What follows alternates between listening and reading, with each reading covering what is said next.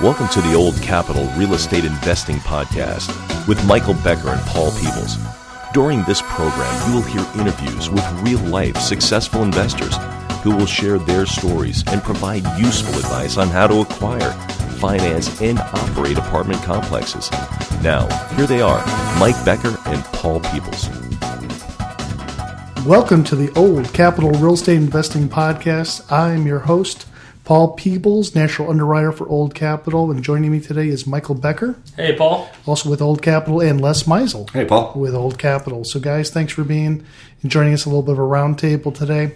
We're going to visit with John Mix, and John's going to talk a little bit about being a passive investor, kind of a limited partner, and what he sees as his role in multifamily properties as an investor and sometimes as a co-signer into the transaction. I think he's going to tell kind of a fascinating story about what he did before he got into apartments and then how he's working today with the managing members and of his teams. So last week we had Greg Willett speak at an Old Capital lecture series. Greg is the Director of Research, Chief Economist for MPF Research here in Dallas, Division of RealPage. And he was talking just a really fascinating story. We had over 100 some people, apartment owners throughout Dallas and Fort Worth and Austin, San Antonio. A couple of guys flew in from Canada and California, so we have a large presence. So we appreciate everybody joining us on that presentation, but with Greg Willett. But Les, give us a little bit of just a heads up about what Greg was saying. What's the message that Greg's pushing out there right now? Well, it was extremely encouraging. Something that almost all of us have known is Dallas-Fort Worth is still the right place to be. But even more specifically, he let us know that since 2010, there's been over 420,000 jobs brought here to where we are in Dallas-Fort Worth. And it's continuing. Federal Express, Liberty Mutual, State Farm, Toyota are just a few of the large companies that are coming here to Dallas-Fort Worth, or some are already here. And with them is all the support people that it takes to keep a company like that going. What's very interesting, you pointed out, is that we see a lot of some of the new homes being built, but a lot of the new homes being built are not starter homes, and they're not competitive with our apartment market. So there's still plenty of room for apartment renting to be done here in Dallas-Fort Worth.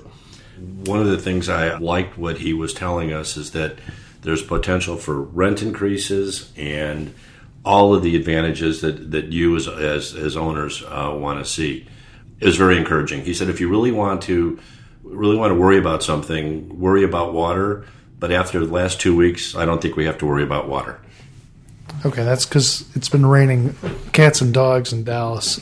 So, Mike, what was your takeaway from Greg Willett's talk? A lot of the headlines you read here is, about the urban core and how all the supply that's being built is all in the urban core, and, uptown is what you hear about in DFW. But really, it's not just uptown. While the urban core is doing well, it's also the suburban markets are doing quite well too. So it's kind of a tale of two markets, both urban and suburban. The other thing that we notice is it's not just Class A rents that are rising. Class B and Class C rents are certainly going up as well. And our city's pretty well full. Annual rent growth rate, which is pretty well evenly distributed from the Class A to the Class C through the first quarter, it was 5.5%. So year over year is 5.5% rent growth, which is at an all-time high here in DFW. I know a lot of the headlines people have been reading for the last 5-6 months have been about energy. One of the things he pointed out was that it's really not that large of a percentage of our GDP or unemployment here in North Texas. Energy jobs account for about 1% of our total DFW employment, so that's really not much, and occupy only about 2% of local office space. So really, what we all kind of suspected, the silver lining in lower energy prices are that the Class B and Class C renter profile, they have a little bit more disposable income in their pocket. And, demand is clearly still outpacing all the supply that's coming on. So it just seems like we have pretty healthy, robust local economy, and specifically with the DFW housing market and the rental space and the multifamily space, everything seems to be pointing for a good couple years ahead. All right, some great information. Thanks, Les. Thanks, Mike. Let's jump to the podcast with John Mix. Welcome to the Old Capital Real Estate Investing Podcast. I'm your host, Paul Peebles. And, of course, with me all the time is Mike Becker. Hey, Paul. Mike, we have John Mix joining us in the podcast today. John is a passive partner in a number of apartment transactions. I think what he's going to talk a little bit about is how he started from zero to owning almost, 1,000 doors? Yes, 959. So everybody meet John Mix. John, meet everybody. Very good. I'm glad to be here. And John is actually celebrating his second month of retirement. Is that right? Actually, the first. It'll be the first. Wow. So let's talk a little bit about what your background is. Tell us a little bit about what you did before you earned your retirement. And then we'll talk a little bit about real estate. So, John, tell us a little bit about your background.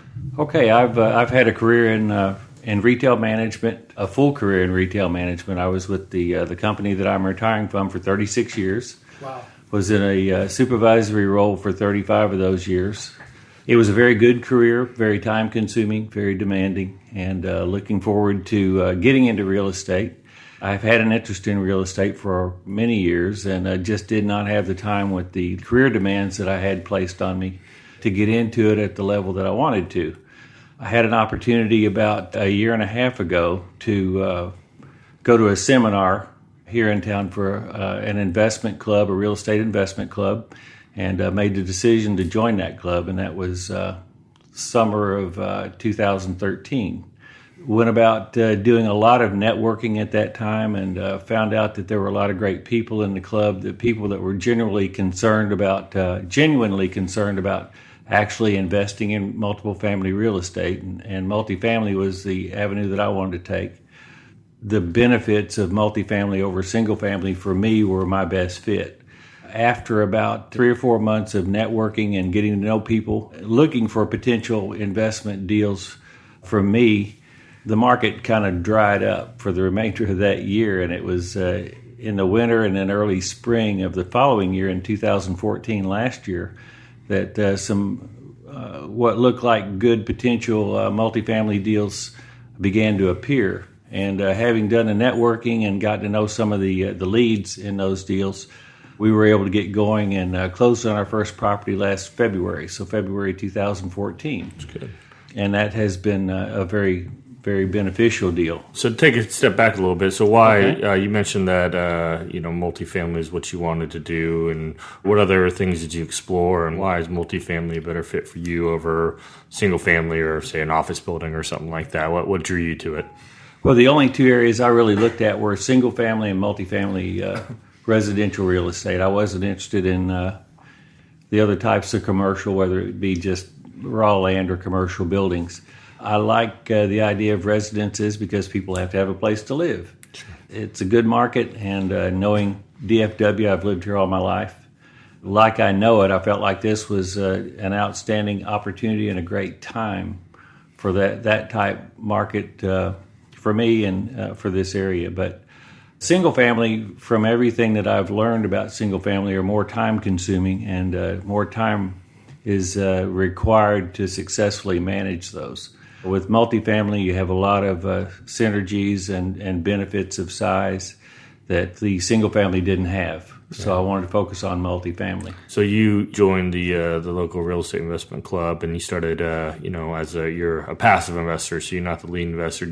Was that a conscious choice you just wanted because you had a full-time job, or more than a full-time job? You just didn't feel like you had the time and resources to dedicate to be, a lead or buy a property all on your own? Is that right? That's absolutely correct. With the time requirements of my career, I did not have the time, at least I wasn't comfortable that I could dedicate the amount of time that it takes to research, find, bring a deal like that to close, and then get it stabilized after closing, and take care of my full-time career as well. So the passive role fit perfectly for me and what my goals were at the time. So you obviously you mentioned that you got into the group and started networking and meeting a whole bunch of people. So you bought your first deal in early 2014, and that was the Whisperwood Apartments, right? It's right. 32 units in Garland. So what drew you to that deal specifically, and what were some of the attributes that you liked about that deal? I'll tell you, the biggest piece of that is having the right lead in the group. I knew the property. I was somewhat familiar with the property. I knew the demographics of the area. They were both good. They were positive. I was impressed with the lead. Also, in our investment club, we have very strong mentorship. So the deal was attractive to me. It was a little outside what my ideal business criteria or my business model was at that time, being a little smaller. But being the first opportunity that I had to get into multifamily, I really wanted to get my feet wet. So given the positive aspects of the deal itself, we made the commitment to get into it. So you mentioned that you wanted to you felt comfortable with the lead. So the lead investor is kind of the managing member of the deal, the one who is responsible to, make sure the deal works, oversees the operations, et cetera. So what were some of the things that you did to get yourself comfortable? What were some of the qualifying criteria that John Mix had to get comfortable with a lead partner in that deal? What got you there ultimately? Well, one of the things that I like about multifamily, or at least the investment group that we're with, is that we've got a design business plan for any multifamily purchase that we make, any multifamily deal. And having been in business throughout my career, I like to see that kind of plan. And like any plan, you can adjust those. They can be more accurate, less accurate over time. But to have a basic business model and some set criteria to kind of go by and judge things on has always given me a certain level of comfort as well. That if we get into the deal and the numbers work the way we expect them to work, that it's going to be a profitable deal. And historically, that has been the case. So there's a track record of success in the group that we're with, which is also a good positive reinforcement for potential deals, as well as the successes that we've experienced in the past in our group. What specifically about this individual did you like? I mean, was he experienced and had a lot of big track record, or were you kind of going out on the first time with this particular I was lead? Impressed with his credentials. This was his first multifamily purchase. However, he had a career that I felt comfortable that he could dedicate the time to. He seemed to have a passion for multifamily, and I like that. He's a very sharp guy, easy to talk to, very down to earth. We discussed numbers, and it sounded like a good fit. It sounded like he was going to be a good fit.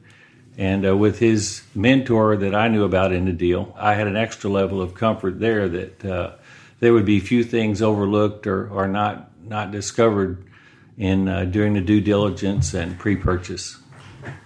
And when you guys bought this property, you were just one of how many other passive or limited partners in the transaction? I believe there were about 6. So we had the managing member, the lead, which was one. Mm-hmm. Then we had 6 other I believe there are limited partners in the transaction. And then what was your role in the acquisition? Did you help do some due diligence for him? I was asked to be a key principal in the deal, which is a guarantor on the loan. And that was just based on my credentials.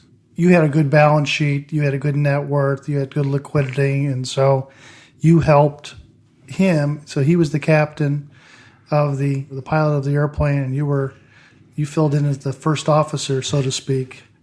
Or maybe the flight attendant. Yeah, I don't think so.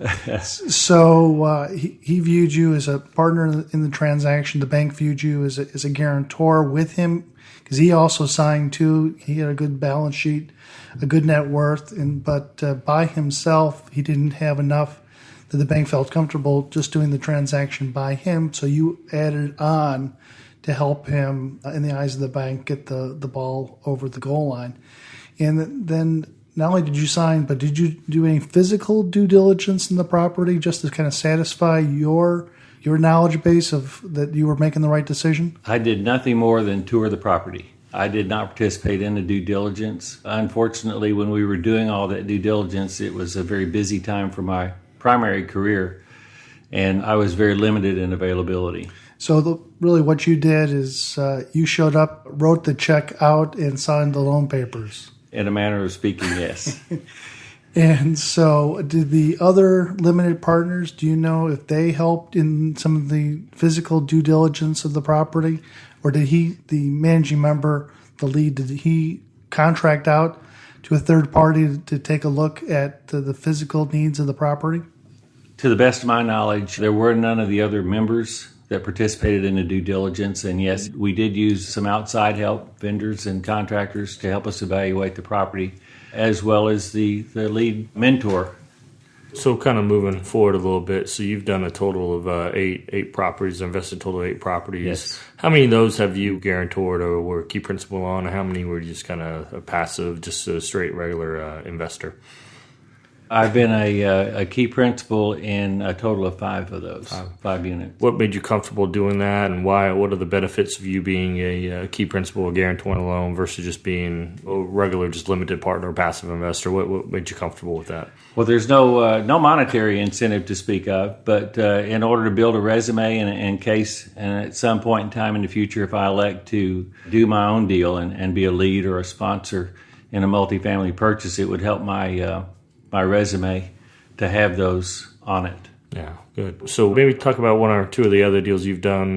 What was the biggest deal that you've purchased, or as far as like unit size? The biggest is one that we just closed in January. It's 244 units, and it's here in the Metroplex. A little early to tell on that one, but early signs are positive that it's going to be a good investment, as well as they all have. We haven't had any flops, and hopefully they'll all be grand slams. Yeah. That's good. That's good. So I know you did a deal out of state too. So you're based here in Dallas. You were part of a deal in Colorado. Is that right? That's right, Colorado Springs. Maybe tell us a little bit about that deal and what got you comfortable with that deal. We have yet to see that, but it came highly recommended, and the numbers look good. A little bit uncomfortable, or don't have quite the same comfort level with that one because it is out of this area, but good numbers on the business model, on the business plan. We ventured out of the market, or out of this area, just due to some of the competition entering the market and what impact it's having on the DFW area. But I think doing that is probably the right thing to do. I know several of the members of our investment group are doing that in various other parts of the country, like Oklahoma City and some other places outside the DFW area. But the Colorado deal is still relatively early on that one. How big of a transaction was that one? That one was 108 units, I believe. 168. 168. 100. Well, it was more than 100, less than 200. I forget.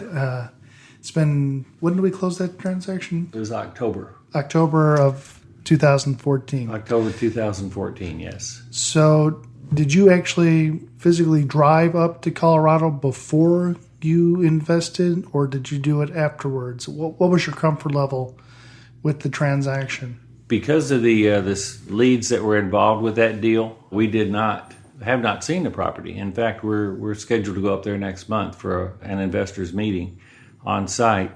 But prior to now, all we have seen is pictures of the property, and we've seen those on multiple occasions. We've had conference calls about the property and the conditions and the progress of the rehab, and are looking forward to getting up there and actually seeing it. How's the property doing? It's doing pretty well. We found out, too, that winters in Colorado are a little different than winters in DFW, and there's a little less activity in our business during the winter. Okay. And that was evident with this unit. But things are beginning to pick up now in the spring, as well as the potential for getting the rehab done. If anything is to be done outdoors, like painting and replacing wood and retaining walls and things like that, it's typically very difficult to get it done in certain parts of that area. So some of these transactions you did were value added. Some of them were stabilized properties looking just for the yield, and some of them were just kind of in between. So do you have kind of a favorite that you and your wife like to do? I would say, given the option, we probably would go with a hybrid of the two.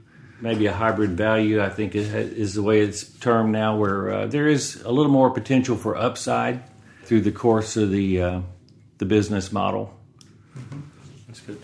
What are your criteria? If you're talking to someone that's looking to invest into an apartment complex with another lead, what are some of the things that that are non-negotiable for you? What are some of the things that you look for the deal itself, and then almost more importantly, the lead investor in the deal? What are your key decision-making factors?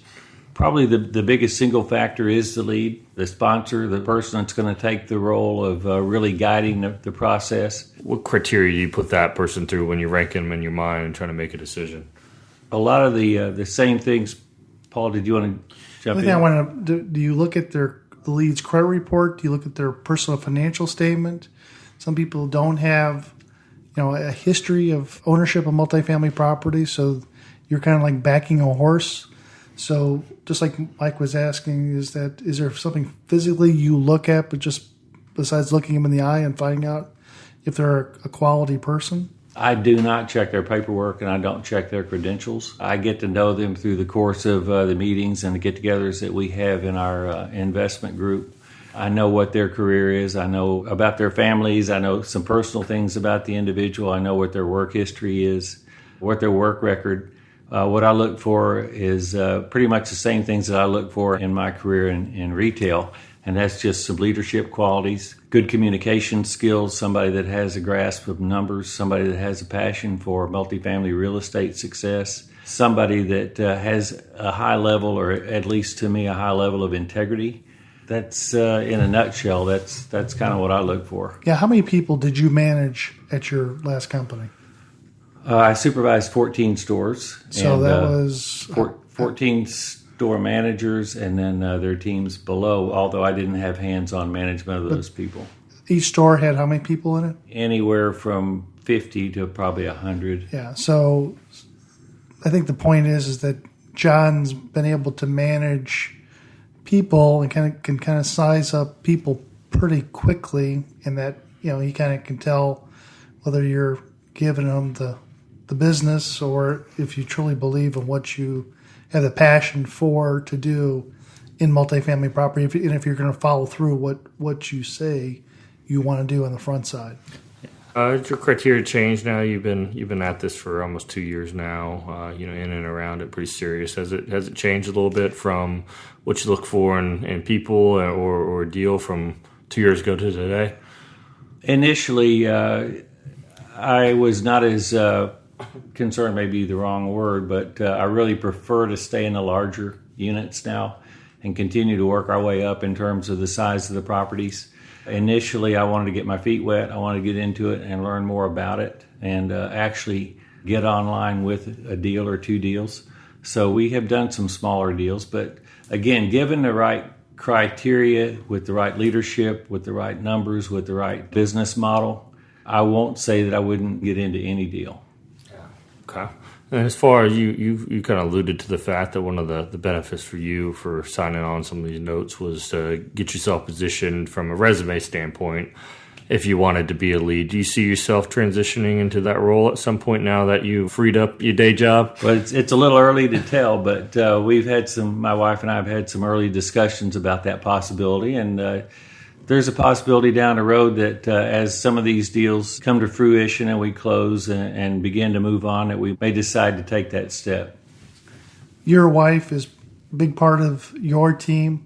How tough was it for her to come on board and understand a little bit about what you want to do with the multifamily? She's very willing. She is not a numbers person, but she has seen the benefit and has been involved with the group enough so that she has an appreciation for what the potential is in multifamily real estate, and especially with our group. She has a real appreciation for the quality of the other members that we have in the group. We've both been very impressed with the people we've met, and as we get to know them, we're even more impressed.